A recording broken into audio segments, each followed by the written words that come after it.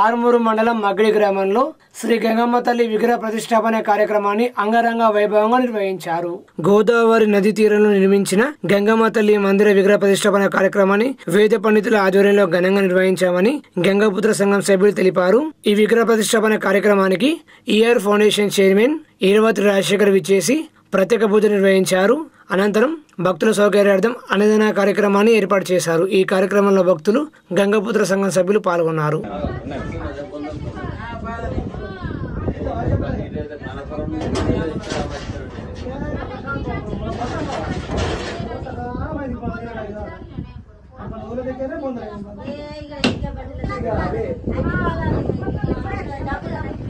గంగమ్మ తల్లి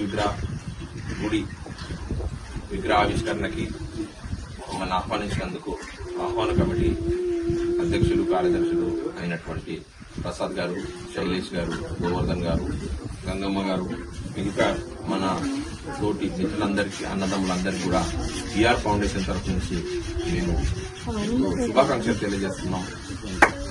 ఎందుకంటే మనకు అన్నం పెట్టేది రైతు, అలాగే మన జీవనోపాధికి సంబంధించినటువంటి మన మిత్రులందరూ కూడా గంగా, గోదావరి, చెరువు ఇటువంటి చేపల వృత్తిలో ఉన్నటువంటి మనం మిత్రులందరికీ, అన్నదమ్ములందరికీ కూడా ఇది ఒక గొప్ప సుదినంగా భావిస్తున్నాం.